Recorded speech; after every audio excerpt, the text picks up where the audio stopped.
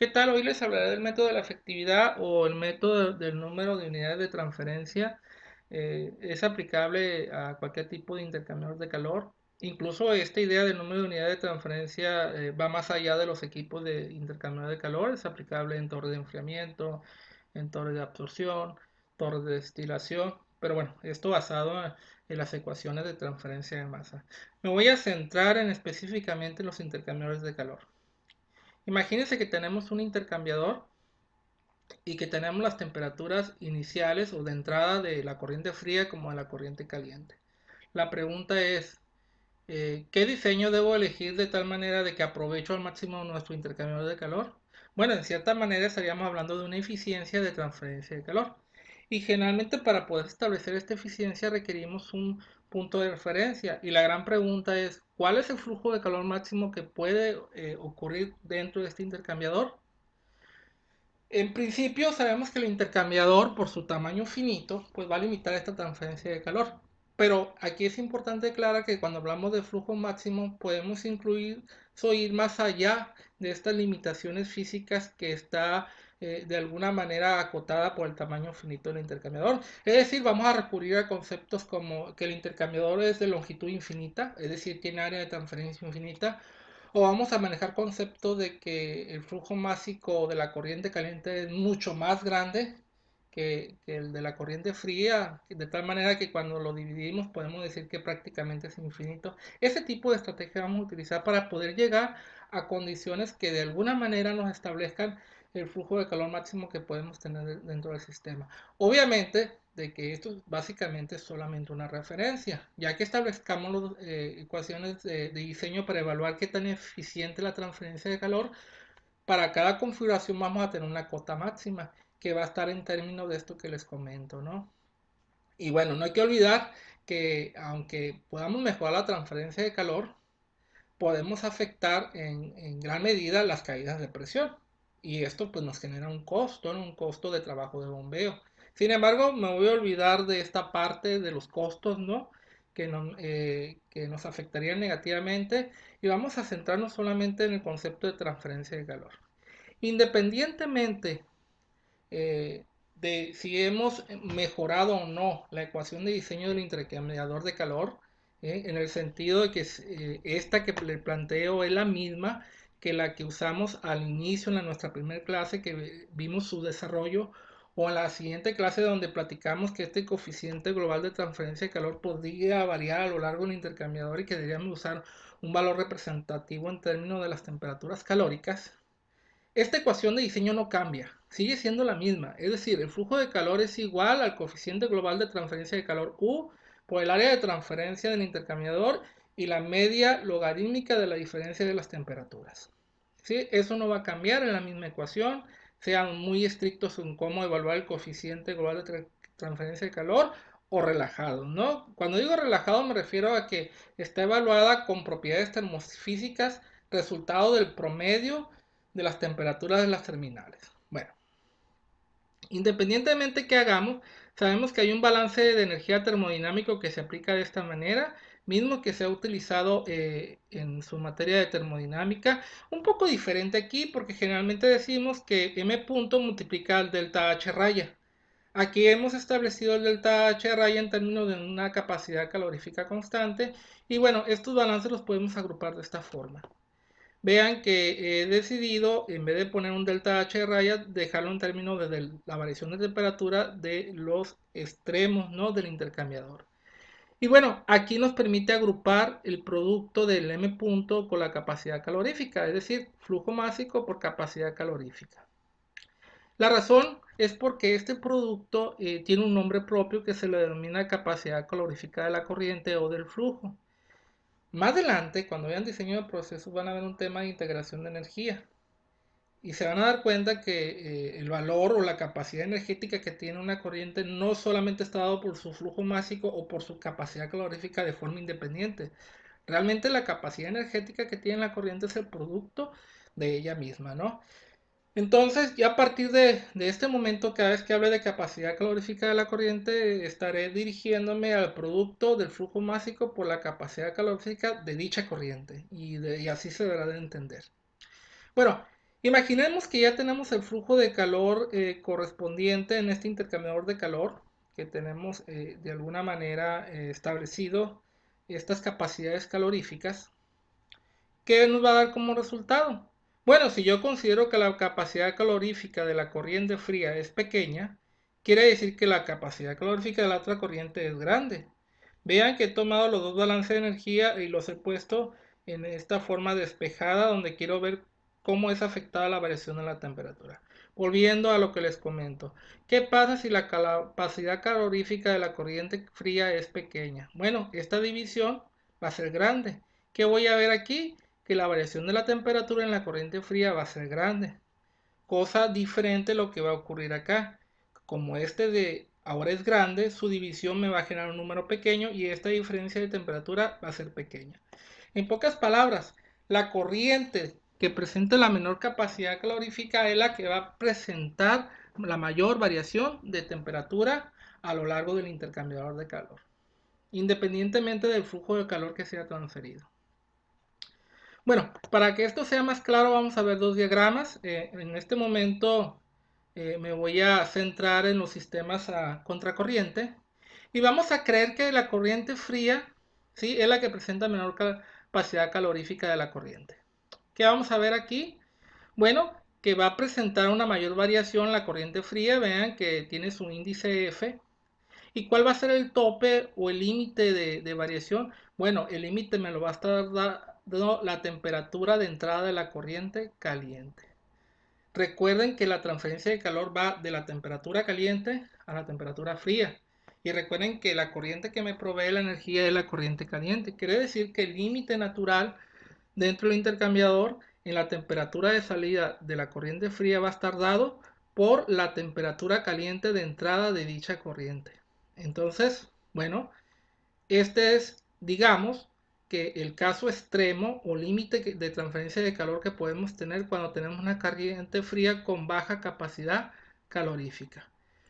¿En qué escenario ocurre esto? Bueno, puede ser que las capacidades caloríficas materiales de las sustancias, de las corrientes que van a intercambiar calor serán muy parecidas. Es decir, la capacidad calorífica del agua y quizá la capacidad calorífica del etanol no son tan discrepantes.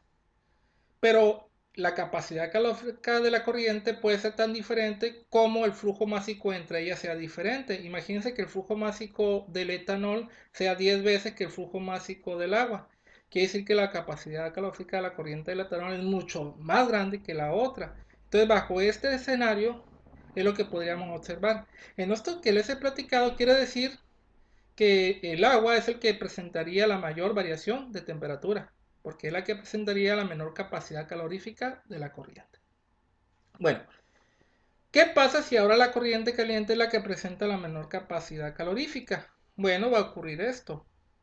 La corriente caliente va a presentar una mayor variación y en el sistema contracorriente el límite me lo va a dar la temperatura de entrada de la corriente fría. Y no hay más que decir. Estas son las dos posibilidades que podemos tener. Alguien dirá, oiga, ¿y no se va a afectar esta curva de la temperatura fría en el caso derecho o de la caliente, eh, esta curva de la corriente caliente? Claro que sí, ¿no? ¿Qué vamos a observar? Quizá vamos a observar que esta curva va a quedar un poco más arriba y en este caso vamos a observar que esta curva va a quedar un poco más abajo. Pero bueno, eso no es lo importante aquí, simplemente en este sistema es observar qué es realmente lo que está pasando, ¿no?, con la corriente que presenta la menor capacidad calorífica de la corriente. El arreglo en paralelo es un poco más complejo porque ahí sí tenemos que tomar en cuenta lo que ocurre en ambas corrientes y es el que les voy a presentar en este momento. ¿Qué pasa si la corriente fría presenta la menor capacidad calorífica? Pues va a pasar lo que había comentado anteriormente. ¿Qué va a ocurrir? Que al tener la corriente fría menor capacidad calorífica va a presentar la mayor variación de temperatura. Y vamos a observar que en ese caso límite la temperatura caliente va a disminuir su temperatura, pero de una forma mucho más limitada que en el caso anterior, ¿sí? Entonces, fíjense que que en este caso, aquí sí ocupamos idealizar un poco el proceso. Ocupamos decir, por ejemplo, que el flujo de la corriente caliente es infinito y que el área de transferencia de calor también es infinita. Bajo estas condiciones, el límite natural de la máxima cantidad de calor que yo puedo transferir por unidad de tiempo, es decir, el flujo máximo de calor, va a estar dado por una línea horizontal, ¿sí?, de la corriente caliente y una línea o curva de la corriente fría, ¿sí?, que da y choca en este valor que les comento. Y fíjense que de alguna manera siempre van a estar involucradas lo que viene siendo la temperatura de caliente de la entrada y la temperatura fría de entrada. Vean cuánto calor puedo máximo transmitir aquí.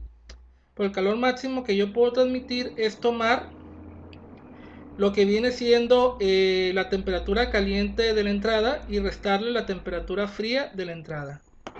¿Cuánto calor puedo transferir aquí? De nueva cuenta, fíjense, la variación de temperatura está dada por la temperatura caliente de la entrada y la temperatura final por la temperatura fría de la entrada, porque esta es la entrada de la corriente fría. En ambos casos, ambas diferencias de temperatura están dadas por las temperaturas de entrada de ambas corrientes. Aquí es un poquito más complejo porque en este tipo de intercambiador estamos limitados por lo que les comento, ¿no? Área infinita, flujo de corriente infinito para la que presenta la mayor capacidad calorífica, pero volvemos a lo mismo. Si el flujo en la corriente izquierda para la corriente caliente fuera infinito, yo vería que esta línea fuera prácticamente una horizontal. Es decir, por más flujo de calor que transmitiera, no sería afectada su temperatura. ¿Por qué?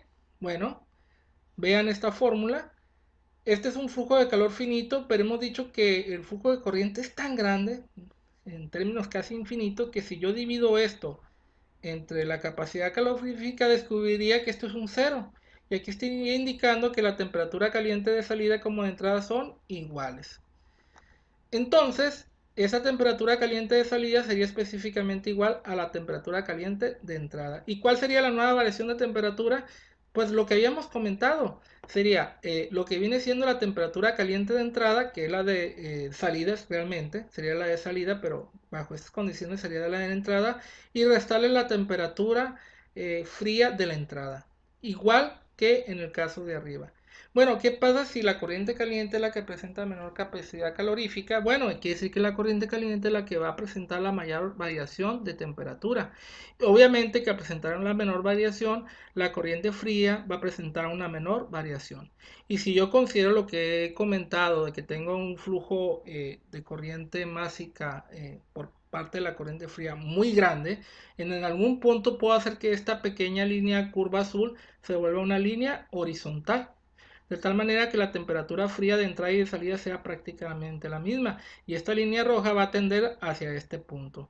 De nueva cuenta tenemos que la temperatura fría de salida y la de entrada son la misma, y la variación de la corriente caliente pues realmente va a ser la temperatura fría de entrada y la variación entre, o la diferencia mejor dicho, la diferencia de la temperatura caliente de entrada y la temperatura fría de la entrada. Van a decir, bueno, pero ¿qué no está al lado izquierdo? Pues sí, pero en este caso límite hemos considerado que aquí se forma una línea horizontal.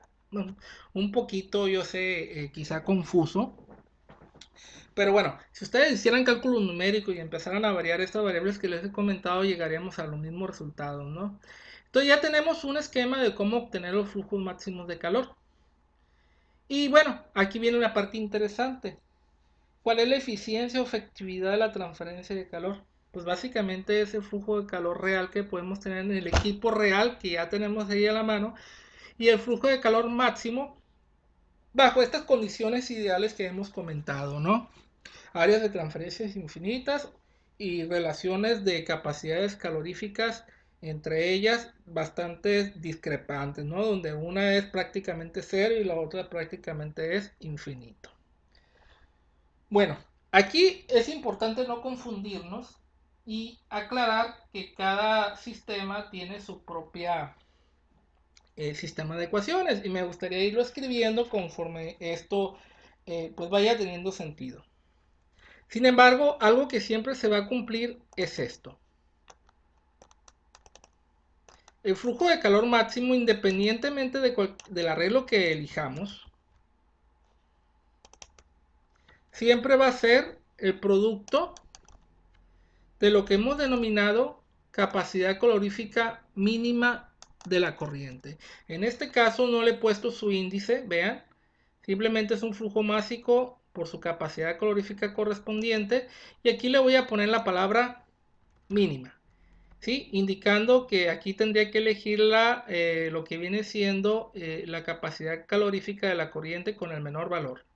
Eso no lo sé hasta que yo decido, ¿sí?, en mis corrientes cuánto flujo másico va a tener cada una de ellas. Ya que establezca esto, multiplico por su respectiva capacidad calorífica, o sea, su CP, y ahí es cuando ya puedo establecer cuál es más grande y cuál es más pequeña. Y bueno, esto se va a multiplicar independientemente del arreglo, pues va a ser la temperatura de entrada de la corriente caliente. Y aquí sí vamos a tener un problema grave, ¿no? Porque en esta definición, dentro del libro de Manrique, pues no podemos indicar 1 y 2 porque ello depende del arreglo o configuración que hayamos elegido, es decir, si es lo que viene siendo paralelo o contracorriente. Yo en forma general lo puedo escribir así, le puedo poner end o in, indicando que son las entradas. Ahora, si yo ya lo quisiera referir en términos de, de la nomenclatura que viene en el libro de Manrique, bueno, tendría que ser un poquito más específico. Y bueno, ¿cómo obtener este valor mínimo?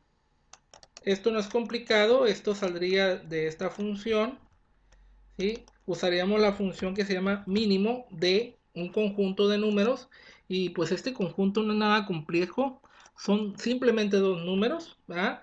Lo que viene siendo la capacidad calorífica caliente y la capacidad calorífica fría, es decir, sería entre dos opciones. Ok, en este caso pondría esta y pondría esta. Que yo le proveo a este conjunto dos opciones: la capacidad calorífica de la corriente caliente y la capacidad calorífica de la corriente fría. El que tenga el menor valor es el valor que va a tomar esta nueva variable. Aquí aclaro que todo esto es una sola variable. Bueno, en términos de Manrique, ¿sí?, ¿cómo se escribiría esto? Bueno, si el flujo es en paralelo, ¿sí?, si es un flujo en paralelo, veo aquí, veo que 1 corresponde a la corriente caliente y 1 también corresponde a la corriente caliente. Entonces estoy obligado a indicar 1 y 1.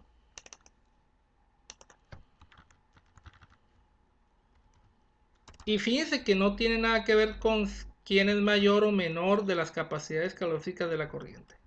Simplemente que funciona de esta forma. Y para el sistema contracorriente o contraflujo, me voy al diagrama y acorde a esto, en este caso la temperatura caliente sería la 1 y la fría sería la 2.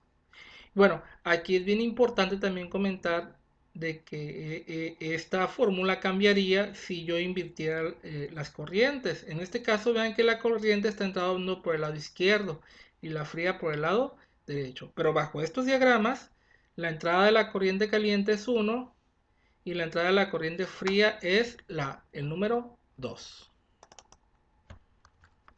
Esto tendríamos, ¿no? Y fíjense que este segmento todavía dependería de cualquiera de estos dos valores. Yo me preferiría quedarme con esta definición, porque esta definición no depende de dónde he asignado la nomenclatura de números de 1 y 2 para las terminales del intercambiador de calor. Entonces yo en este sentido me quedaría más feliz con este concepto, ¿no? Bueno, cada sistema pues va a tener su propia definición en términos de sus temperaturas, va a tener su propio acomodo de variables. Voy a hacer algunas de ellos, difícilmente puedo hacer todos. Bueno, vamos a ver qué tan difícil es. Vamos a trabajar con el sistema en paralelo.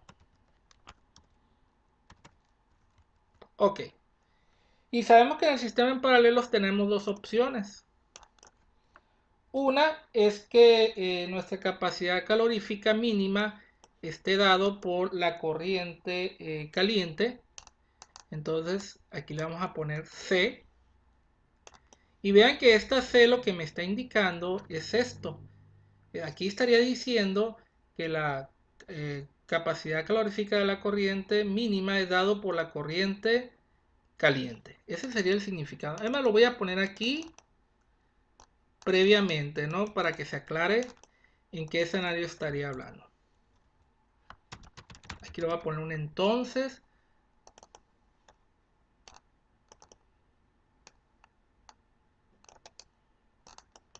Y bueno, bajo este escenario, ¿sí? Yo tendría que buscar uno de los cuatro gráficos que tengo arriba. Y bueno, tendría que irme al sistema en paralelo y tendría que irme donde la corriente caliente sufre la mayor variación de temperatura.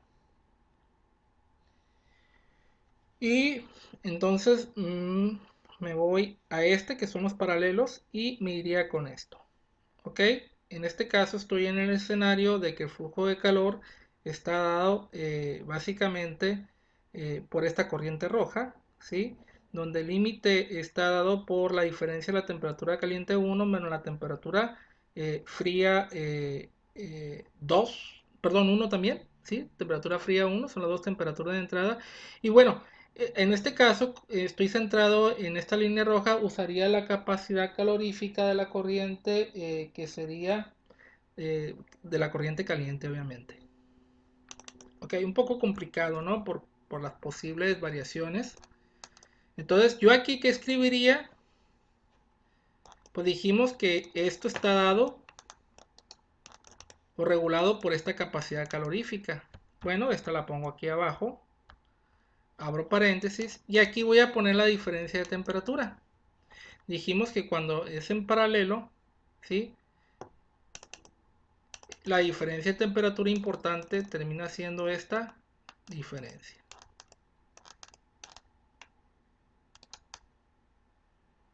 Bueno, voy a copiarlo con todo el paréntesis. Me quedaría de esta manera.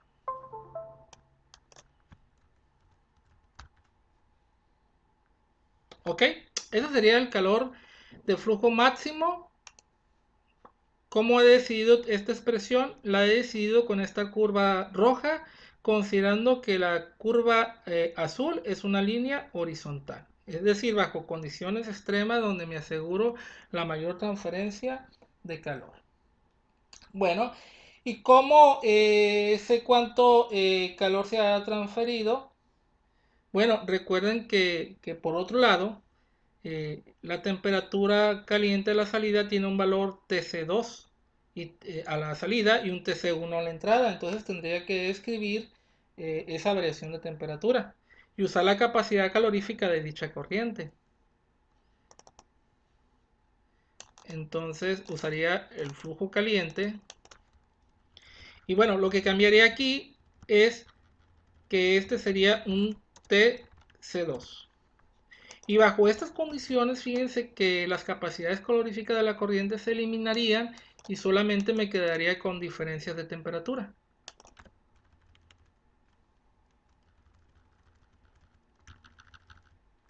Yo sé que se preguntarán y dirán, bueno, ¿y por qué no puso lo mismo que abajo?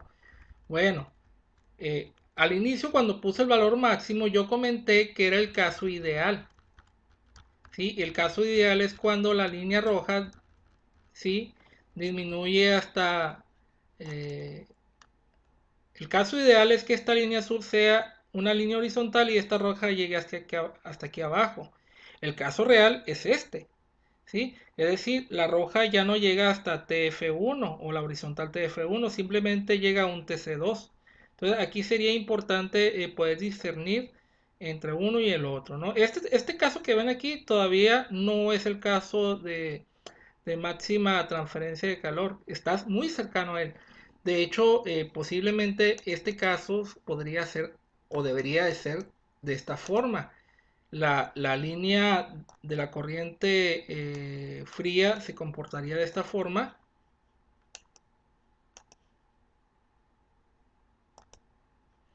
Y la línea de la corriente, perdón, de la fría sería de esta forma. No sé si dije caliente. Y la de la corriente caliente, en el caso ideal, debería de tener esta forma.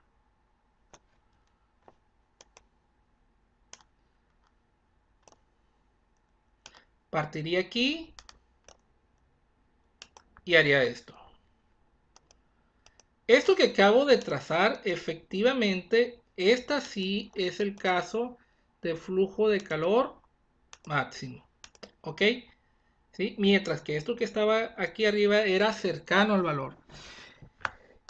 Estas nuevas dos líneas que tracé es la condición que me permite tener un flujo de calor máximo, mientras que la que tenía anteriormente era muy cercano al máximo. Entonces, por eso aquí sin ningún problema puedo decir que la temperatura de salida de la corriente caliente es TF1, pero acá arriba no. Acá sí tengo que decir que la corriente de salida es la TC2, justo como la que está acá arriba.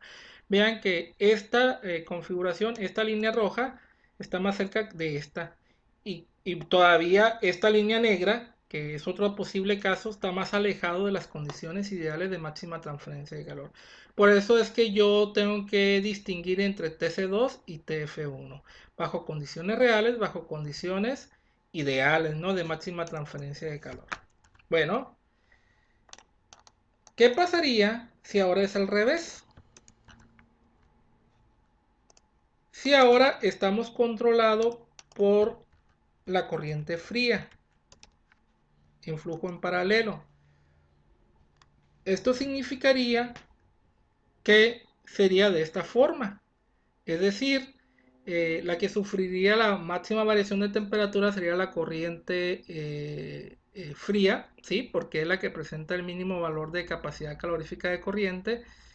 Y esta estructura de corriente estaría muy cercana todavía de la ideal, pero no sería la ideal. De hecho, la ideal debería de tener esta forma, donde se da la máxima transferencia de calor. Primero, la línea roja, ¿sí? La línea roja tendría que ser una línea horizontal. ¿Cómo logramos esto? Pues metiendo un flujo infinito de corriente caliente. Esa sería la forma. ¿Ok? Entonces la voy a poner roja para que sepa que es la corriente roja. Ahí está. Entonces, fíjense. Y la corriente fría en un límite con un intercambiador de área infinita tendería a esta forma. Aquí lo puse un poquito más largo, pero bueno. Lo corrijo un poco porque debe estar alineado.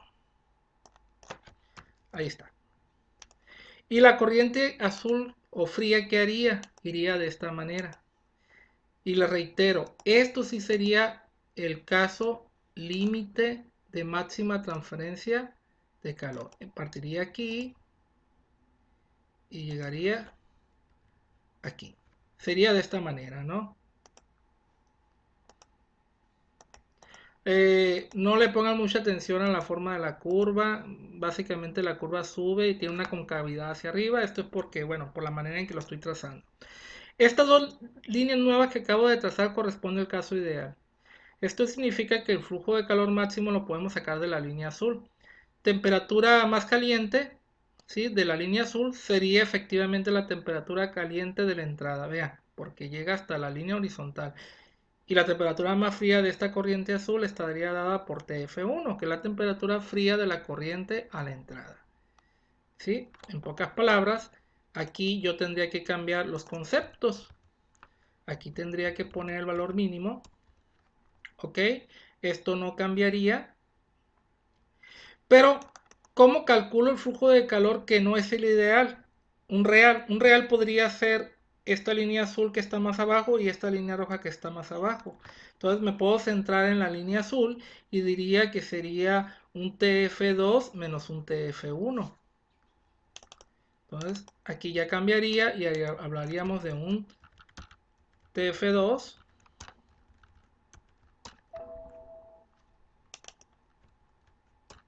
menos un F1 y ojo, aquí tendríamos que hablar de la capacidad calorífica de la corriente fría porque estoy usando esta definición de flujo de calor basado en la corriente fría. En el caso anterior fue basado en la corriente caliente. ¿Y qué vamos a obtener como resultado? Pues aquí va a cambiar la definición, ¿no? Vamos a obtener esta definición.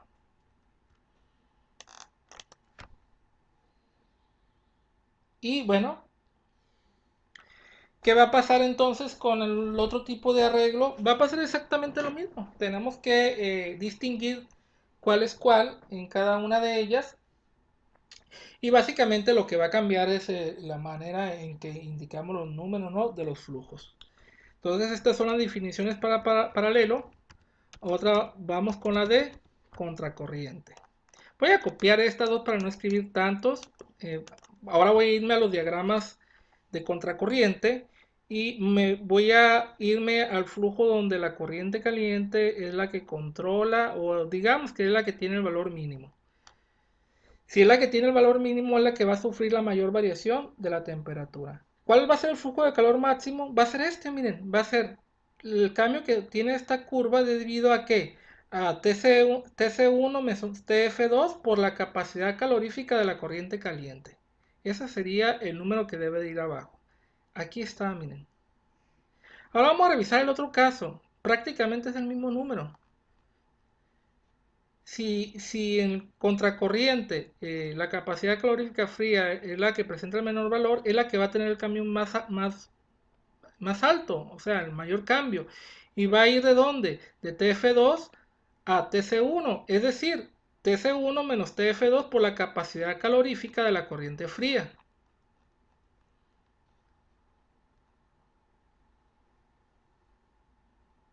¿Sí? Y bueno, ¿qué tengo que hacer nada más? Pues cambiar los subíndices que están aquí abajo. Y sinceramente cambian su índice por la forma en que Manrique ha decidido definir 1 y 2. Si estuviéramos usando la definición del libro de transferencia de calor de procesos de Kern, usaría la misma nomenclatura que estaría usando para el flujo en paralelo.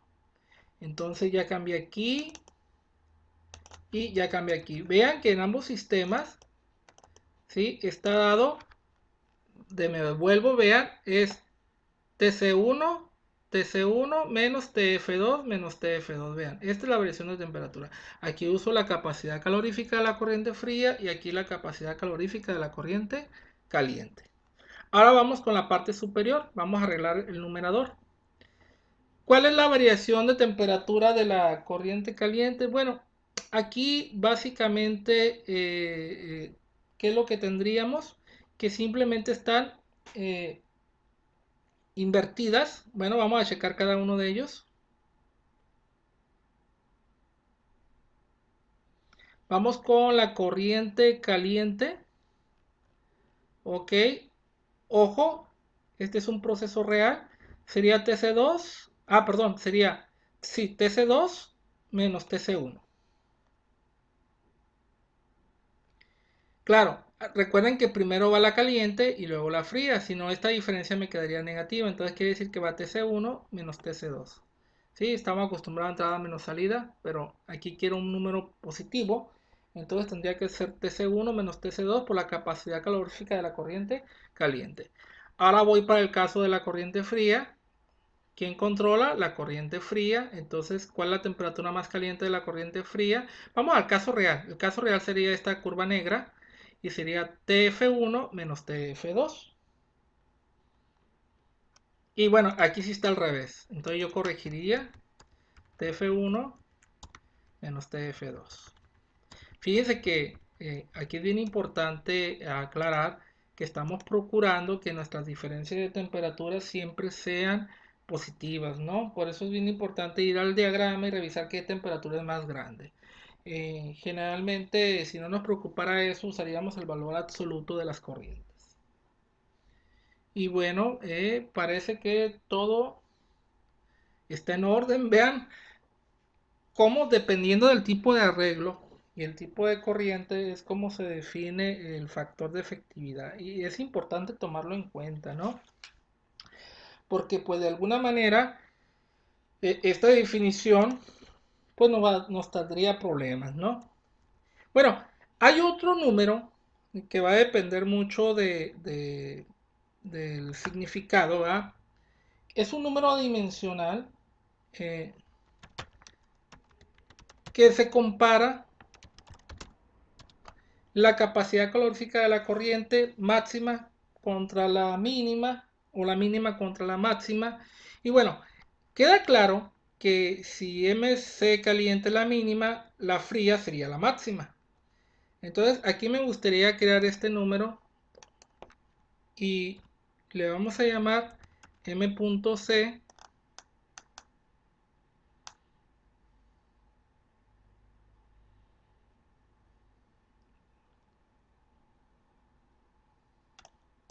¿Cómo le denotaremos para que sea algo especial? Voy a poner así, M.C asterisco. ¿Cómo calculo este número que es adimensional? Miren, se calcula tomando la capacidad de calorífica de la corriente mínima y dividiéndola entre la máxima. Y pues es triste tener que escribirlo así porque pues, no sabemos quién es la que controla el sistema. Entonces no nos va a quedar más que escribirlo de esta forma, ¿no? ¿Sí? En algunos casos va a ser M.C caliente entre M.C fría y en otro caso va a ser al revés. Aquí lo importante es que este número va a ser un número fraccionado entre 0 y 1. Ok, ¿por qué es importante escribir este número? Bueno, es que hay otro número adimensional que se llama número de unidades de transferencia. eh, en español NUT, en inglés generalmente es NTU. Ok, nosotros vamos a usar el NTU porque así van a encontrar la mayor de las referencias. Ojo, este NTU es número de unidades de transferencia, pero aplicado en procesos de intercambio de calor. ¿Cómo se calcula este número? Se hace de esta forma. Eh, Se toma lo que viene siendo el coeficiente global de transferencia de calor, este valor del área de transferencia, y se divide entre la capacidad calorífica de la corriente mínima. Es la manera en que se construye este número que también es adimensional. Y fíjense que es una manera de indicar números de unidades, es decir, cuántos números de unidades tengo, ¿no? Basado en que cuando UA es igual a esta capacidad calorífica de la corriente mínima, ahí apenas tenemos una unidad de transferencia, como si tuviéramos una torre de destilación y cada plato fuera una unidad. Algo así, sería una equivalencia, ¿no? Un poquito complicado porque no han visto todavía lo que viene siendo la transferencia de calor. Bueno, vamos a trabajar primero con paralelo, porque en este caso las fórmulas son diferentes, cada una tiene una estructura diferente, y me gustaría trabajar en paralelo y cuando la corriente caliente viene siendo, digamos que la que impera, ¿no? La que tiene el valor mínimo. Ok, dijimos en paralelo, estaríamos hablando específicamente de este caso. Ok, me lo copio, lo pongo aquí abajo. Este es el caso específico del sistema en paralelo, ¿sí? Donde la capacidad calorífica mínima está dada por la corriente caliente. Bueno, ¿qué más ocupo para poder hacer este desarrollo? Ocupo la ecuación de diseño. Es decir, ocupo esto y esto. Bueno, de hecho ocupo todo esto, pero ajustado para un sistema en paralelos.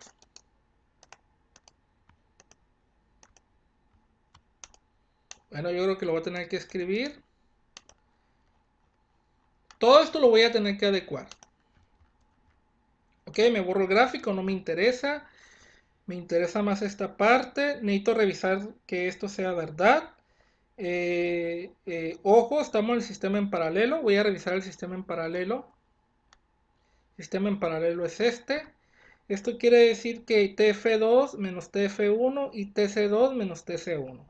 Perdón, TF2 menos TF1 y TC1 menos TC2. Recuerden que siempre va la temperatura más caliente de cada corriente. En este caso, al ser en paralelo, independientemente de cualquiera de los dos sistemas, un delta positivo de la corriente fría me da cuando tomo la salida de la corriente fría y el resto eh, la temperatura de entrada de la corriente fría. Entonces sería TF2 menos TF1 y TC1 menos TC2. Entonces, estamos aquí. ¿Qué tendríamos? Aquí estaría al revés. TC2 menos TC1. Y aquí TC2 menos TC1. Este estaba bien. El que está mal es el otro. Es la fría. La fría sale... Sería este orden. Viendo el gráfico, comparando, este sería el orden de las temperaturas que nosotros tendríamos que manejar. Y bueno, aquí es importante definir cómo son estos deltas. Es sumamente importante. Lo voy a escribir entre paréntesis para facilitar. Obviamente que sería una temperatura caliente menos una temperatura fría. Y fíjense que en este caso es sencillo de construir. Ni siquiera ocupo ver el diagrama. Sé que la terminal 2, todas las temperaturas son 2. Y sé que la caliente es más, tiene mayor temperatura que la fría, si no, no hubiera transferencia de calor. Entonces esto me facilita mucho esta parte, ¿no? Y aquí obviamente que sería 1, ¿no? Me quedaría de esta manera. Fíjense todo lo que vamos a hacer. Vamos a combinar la definición que tenemos para lo que viene siendo la ecuación de diseño de transferencia de calor, los balances de energía del sistema y lo que viene siendo también la definición del factor de efectividad. Tenemos que conjugar todos ellos. Bueno, espero que no me haya equivocado. Ojo, que ya estoy analizando la corriente en paralelo cuando está regulado por la corriente caliente. Es decir, estaría indicando que es la corriente caliente la que presenta el valor mínimo de la capacidad calorífica. Eso es lo que yo estaría estableciendo. ¿Qué debo de hacer? Pues debo de reajustar un poco todo esto. Vamos a empezar con la ecuación de diseño. Ok. Esta la voy a copiar acá arriba, pero antes le voy a quitar la marca amarilla. Entonces voy a combinar esta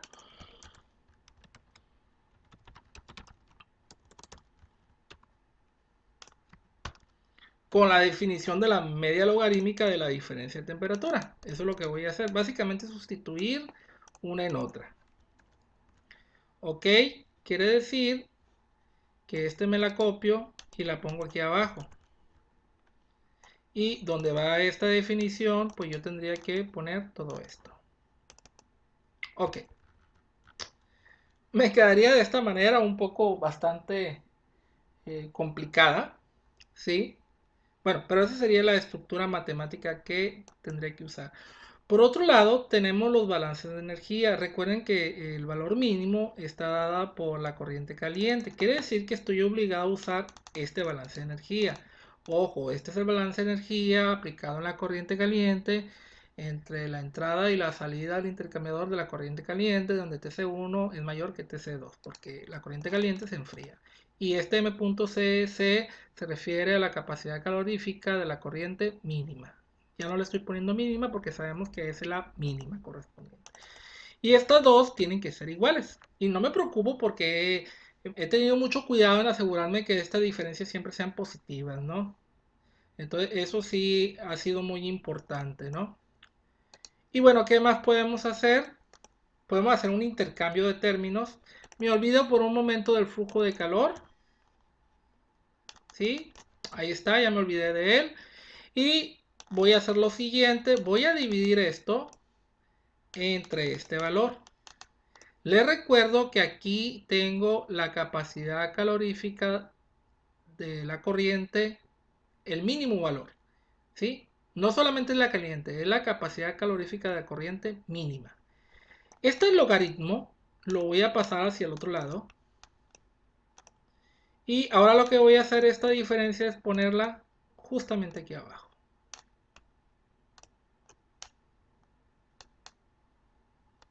Ahí está. Bueno, aquí lo voy a dejar, no voy a hacer más movimientos. Aquí me volé la L de logaritmo natural. Bueno, hasta aquí. Bueno, hay que recordar unos números adimensionales que inventé, ¿sí? Que propuse, U por A entre el valor, la capacidad calorífica mínima. ¿Qué dijimos? Que nos íbamos a centrar cuando era la corriente caliente, ¿no?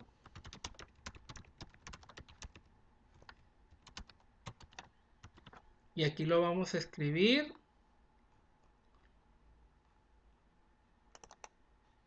con la capacidad calorífica mínima. Ahí está. Aquí estaría indicando eso, ¿no? Muy específico. Vean que esto que ven aquí tiene un nombre y se llaman unidades, número de unidades de transferencia, NTU. Es una variable completa esto. Ahí está. Bueno, cierro la ecuación y vamos a hacer ya prácticamente la etapa final. Bueno, nos aparece esta nueva variable. Vamos a ver qué podemos hacer al respecto con estas cantidades. Voy a tomar el otro número dimensional que teníamos por ahí, ¿sí? La división de lo que viene siendo las capacidades caloríficas de ambas corrientes, de la mínima sobre la máxima. Y bueno, aquí lo que me conviene en esta sustitución es ir a los balances de energía que están acá. Los voy a tomar y los voy a reacomodar. Eh, Antes sabemos que como voy a reacomodarlo, hay que saber que la mínima está dada por esta cantidad. Entonces voy a borrar el flujo de calor, ya no me interesa. Voy a dividir la capacidad calorífica mínima por la máxima, que en este trabajo quedaría de esta forma. Y bueno, creo que salen sobrando tantos paréntesis, los voy a eliminar, porque me quedaría de esta manera. Y bueno, este es el resultado, ¿no?, de dividir ambas capacidades caloríficas, la máxima como la mínima. En este caso, en este orden que hemos dicho, esto que tengo aquí es exactamente lo de arriba. Esta es la mínima y esta es la máxima. Si quisiéramos resolver el otro problema, bueno, sería la definición de forma diferente. ¿Ok? Bueno, tenemos eso. Y bueno, en esta ocasión lo que voy a sumar es la unidad a ambos lados. No me olvidé ya de esto, voy a sumar una unidad. ¿Sí? Y voy a hacer las operaciones correspondientes. Voy a generar una sola fracción. Porque, bueno, se presta, ¿no? Se presta la forma en que están estas diferencias. Entonces, esta se conserva. Pero recuerden que como he sumado una unidad a ambos lados, pues tengo que sumar el denominador arriba. Y bueno, aparece algo bastante interesante. Vean que estas diferencias las podemos reacomodar un poco. Bueno, voy a seguir copiando. Me voy a olvidar de esto, de esta operación que ya hemos dicho. Y vamos a reacomodar un poquito esto. Sabemos que las corrientes calientes de alguna manera son las que efectivamente son las mayores. Estas tienen que quedar de acuerdo a cómo nos convengan. Retomo la fórmula. Les voy a decir por qué. Porque quiero que este nuevo número que estamos generando se parezca a estas cantidades. Por ejemplo, veo que el TC2 es positivo, aquí lo tengo negativo. ¿Ok? Entonces, ¿qué significa? Que tengo que hacer una inversión de signo aquí. Y vean, este F2 sale positivo y aquí es negativo. Fíjense que tengo prácticamente lo mismo. ¿Ok? Es más, si extrajera el signo, esto y esto fueran idénticos. Porque vean, eh, lo que voy a hacer es ordenarlo como está acá arriba, ¿ok? En el mismo orden que está aquí, pero conservando el signo que debe de presentar. Entonces, si yo hiciera esto para facilitar la comparación, yo me daría cuenta que el TF2 es negativo aquí. Entonces lo pongo primero. Luego el TF1 aquí es positivo. ¿Sí? Estoy reacomodando. Además, no ocupo verlo acá arriba. Luego sigue el TC1. Y bueno, yo sé que el TC1 es negativo de esta diferencia. Y el TC2 es positivo. Ahora lo voy a comparar otra vez.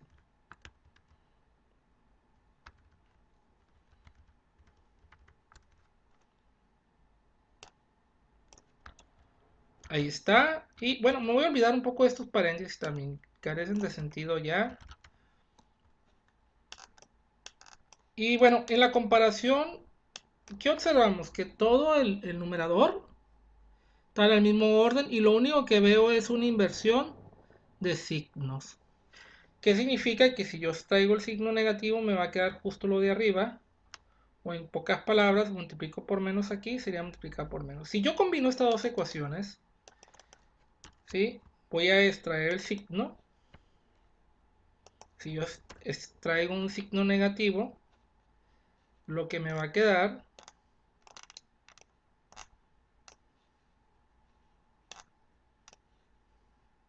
es esta cantidad.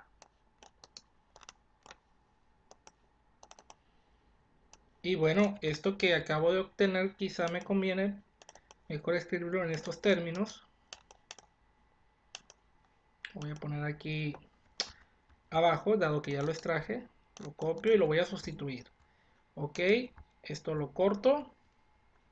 Y claro, esto tiene que ir entre signos de agrupación. Voy a usar, en este caso me conviene usar los brazos. Ahí está. Y bueno, esto me acerca mucho al resultado que ando buscando.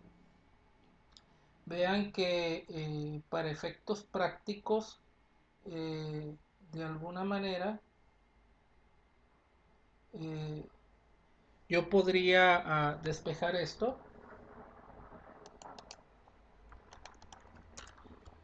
¿Qué tendría que usar? Nuestro exponencial. Y bueno, aquí yo creo que me conviene usar esta función.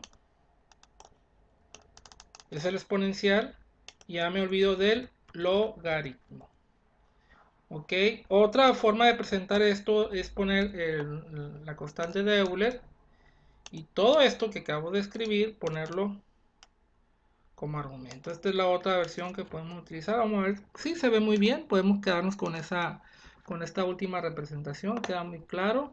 Vean cómo aparecen los números adimensionales de interés. El NTU que trae información del coeficiente global de transferencia de calor. Y el otro número adimensional que son la relación de las capacidades caloríficas de ambas corrientes, ¿no? Y bueno, ¿qué más podríamos realizar?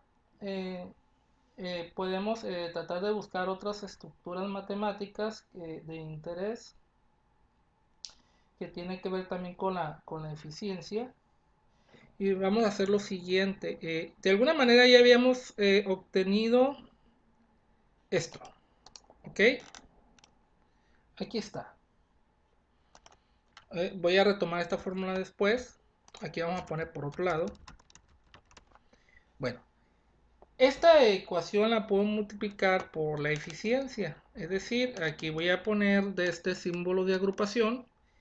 Y vean que lo que voy a hacer es multiplicar ambos lados, ¿no? Voy a buscar la eficiencia que la debo de tener por acá arriba.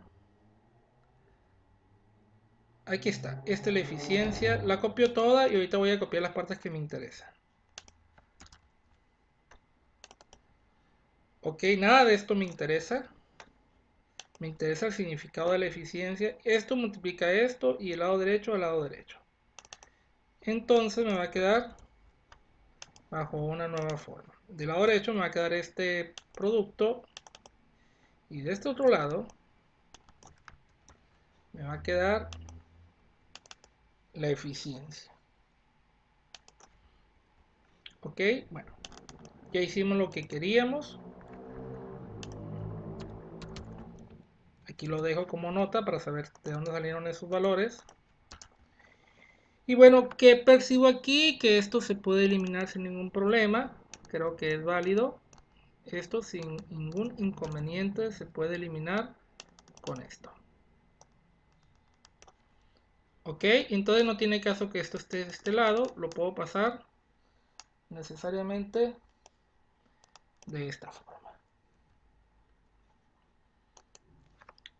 Bueno, a este número le vamos a restar lo que viene siendo 1 y lo vamos a hacer un cambio de signo.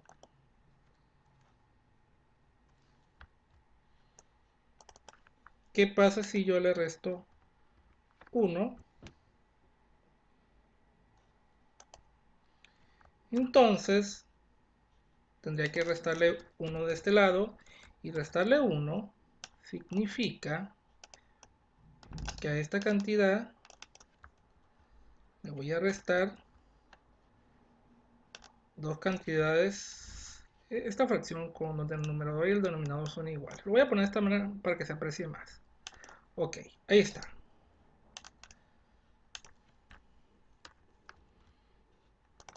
Ok, un poquito complicado todo lo que estoy haciendo, pero bueno, algebraicamente hablando.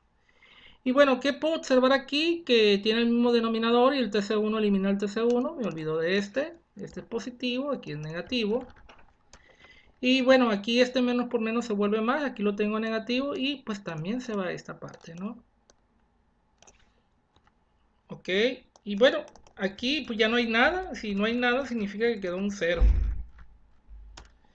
Y bueno, en definitiva me queda de esta forma. Me gustaría compararlo con el resultado de arriba. Ok, se ve prometedor, sí. De hecho me quedó igual. Un signo diferente nada más. Pero bueno, ahorita lo compenso. Ok, vean, el mismo denominador, perfecto. Y el numerador, el único inconveniente que tiene es que está al revés. Bueno, no hay problema. Lo corrijo. Entonces le pongo el menos aquí. Y esto me obliga a que este se vuelva más y este se vuelva menos. Ok, me queda de esta manera. Ahora sí, esta y esta son idénticos y yo puedo copiarlos e igualarlos. Aquí que me convendrá,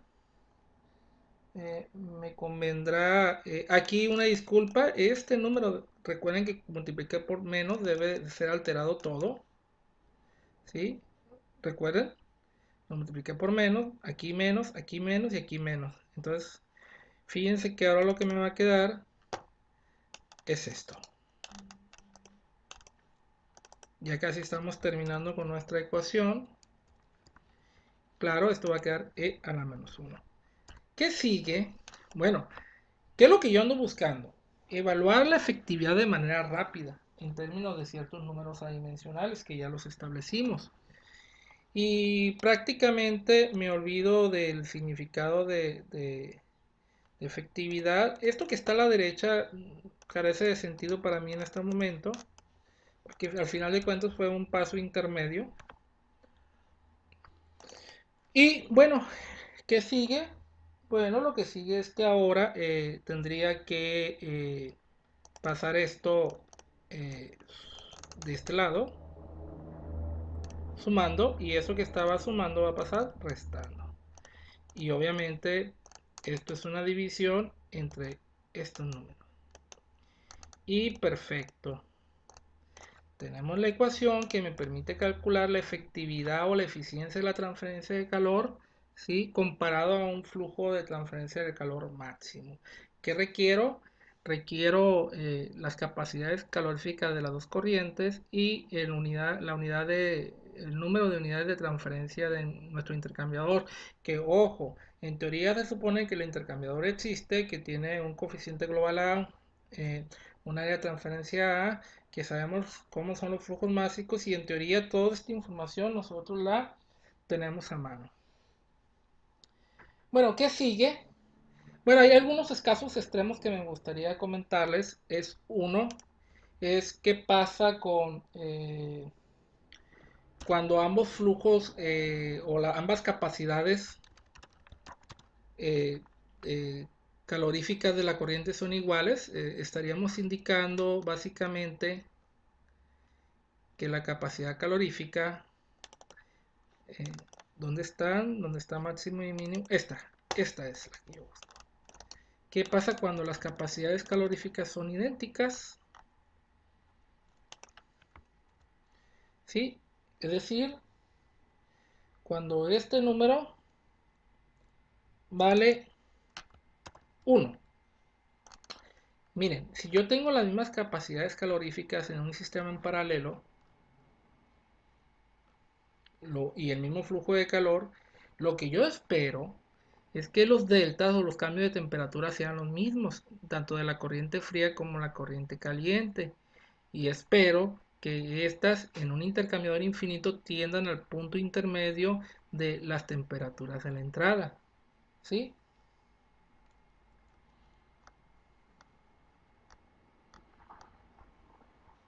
¿Ok? En este caso, eh, bueno, voy a usar aquí la definición porque la borré, que es esta, la definición de ambas corrientes.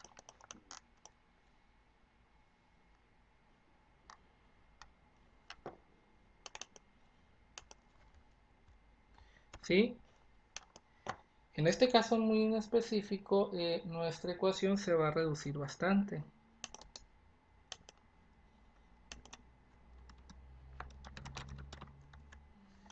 Y vean que este número se va a volver el número 2. Y esto significa que si esto se vuelve el número 2, lo que vamos a lograr es que para un intercambiador infinito,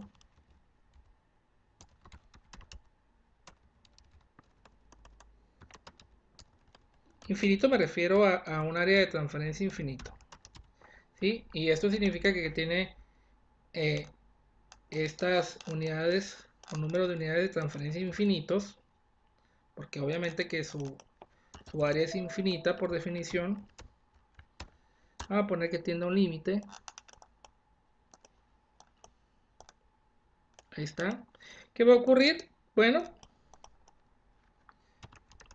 va a ocurrir que el exponencial se va a volver cero y simplemente la efectividad va a ser un medio.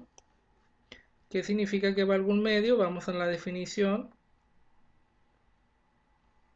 para ese tipo de intercambiador en específico. Por aquí la debo de tener. Ah, aquí está. Cuando le empecé a trabajar,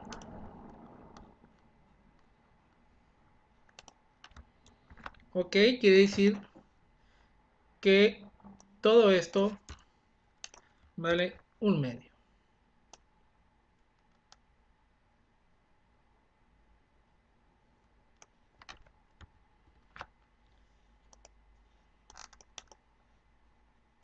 Ok, y esto significa que de otras perspectivas,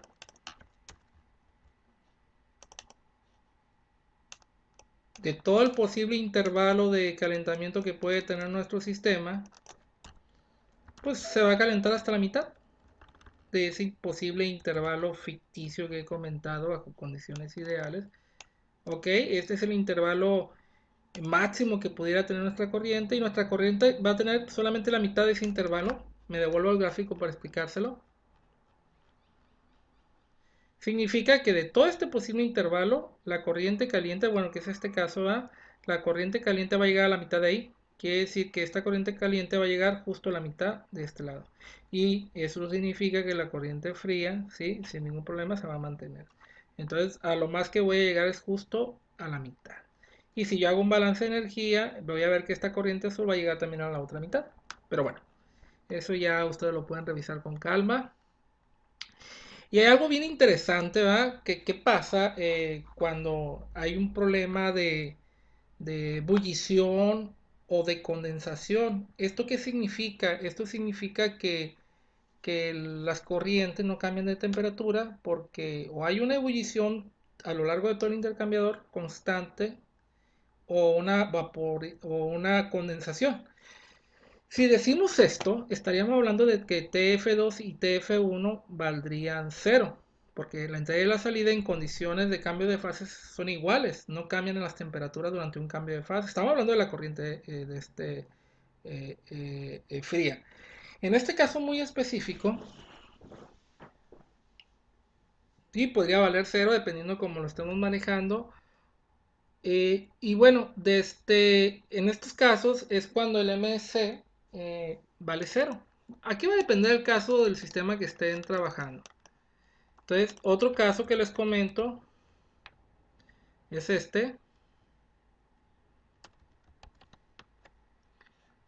en específico, cuando hay cambio de fase, vale cero, ¿no? Y bueno, en este caso estaríamos hablando de la corriente fría y estaríamos diciendo que la corriente fría está ebulliendo y esta diferencia de temperatura de calor pues se mantiene constante. Bueno, bajo esta situación, nuestra ecuación simplemente se reduciría a algo más simple.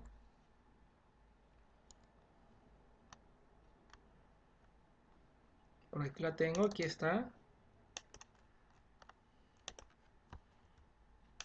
Ojo, este MC vale cero, este también vale cero. Simplemente aquí arriba me quedo con los menos NTU.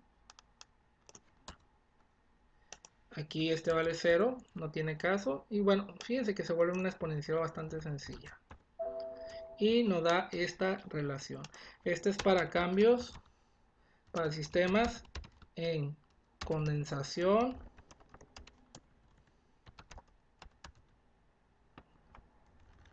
o ebullición. A lo largo de todo el intercambiador. No se vale ir de un líquido subenfriado a la ebullición o ir de un vapor sobrecalentado a la condensación. Tiene que ser el líquido, tiene que haber entrado ya a condiciones de saturación. Bastante simple la ecuación como corresponde. Bueno, yo sé que... ¿y qué pasará con los otros sistemas? Bueno, con los otros sistemas la ecuación cambia un poco. Ya no lo voy a desarrollar, sería la misma lógica. Simplemente voy a poner el resultado de la ecuación. Ok, le voy a quitar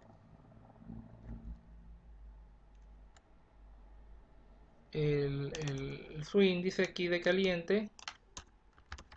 Y bueno, ¿cómo me quedaría esta expresión? Me quedaría algo muy parecido, solamente que aquí sería 1 menos el número dimensional. Ok, me quedaría de esta manera. Me quedaría menos NTU. Esto se repetiría aquí.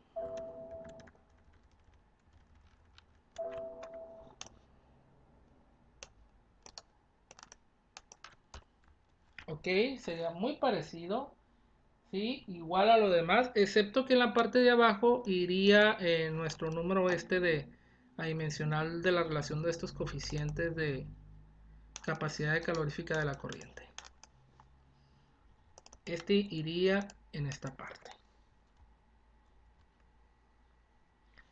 Y bueno, tenemos también dos casos. Aquí lo voy a poner rápido. Si este número dimensional vale 1,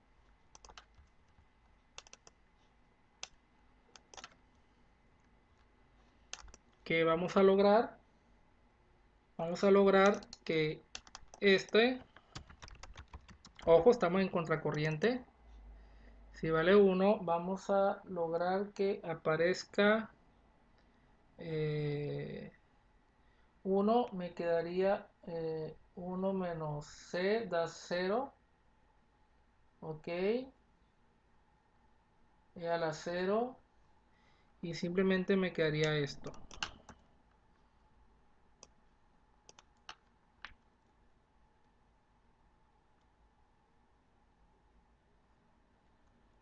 ¿Sí? Este sería el valor. Ajá. 1 menos 0. Bueno, aquí me va a quedar una indeterminación que debo de tener mucho cuidado con ella. De hecho, me va a quedar un 0 entre 0 si lo hago de manera directa. Ok, ya lo observé. Si yo sustituyo de manera directa, esto se va a volver 0 entre 0. Entonces lo único que me toca hacer aquí es aplicar el teorema del L'Hopital, derivar y volver a evaluar. Entonces si aplico L'Hopital, lo único que me va a quedar son las unidades de transferencia arriba después de evaluar la condición que les comento. Lo pueden hacer en casa. Ojo, haríamos la derivación contra NU arriba y abajo, efectivamente. Entonces aquí tendría los NTU. Sí, era... disculpe, no lo veía tan evidente que me daba la indeterminación. Y me va a quedar esta expresión. ¿Y esta expresión qué significa? Que en un sistema de área infinita, pues que va a ocurrir que la eficiencia va a tener una recuperación completa. Ojo, estamos hablando de un sistema que tiene los mismos flujos o las mismas capacidades caloríficas de las corrientes, ¿no? Y ya, si yo digo que el área es infinita, entonces la eficiencia va a tender a 1. Y tenemos la otra situación, creo que esta debe ser más fácil de aplicar.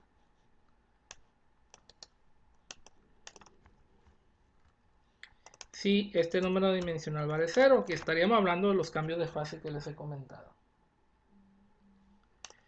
En este caso, ¿qué significaría? Significaría que, bueno, en principio no importa cuánto valga esto, pero este 0 por esa cantidad se elimina, me queda entre 1. No hay necesidad de escribirlo entre 1.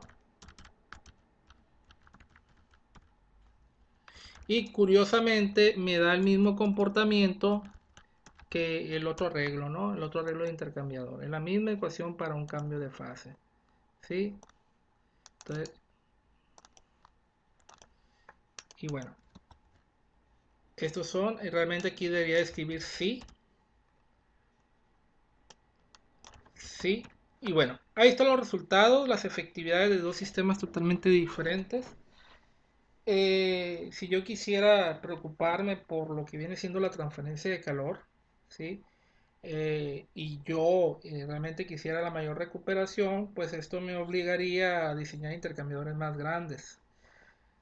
El otro problema es que recuerden que lo que viene siendo el coeficiente global de transferencia es afectado por los flujos másicos. Recuerden que los flujos másicos afectan el régimen de fluido. Y si yo ya establecí las áreas o las medidas geométricas de los tubos, obviamente si incremento el flujo másico, yo esperaría ver afectado este coeficiente global de transferencia. Sin embargo, sin importar cuánto valga ese valor de U, de alguna manera el decir, yo quisiera recuperar el 70% del calor, ¿sí? De la corriente caliente bajo condiciones ideales, pues ya es un objetivo muy específico y esto nos va a llevar a la búsqueda de ese intercambiador con una cierta longitud.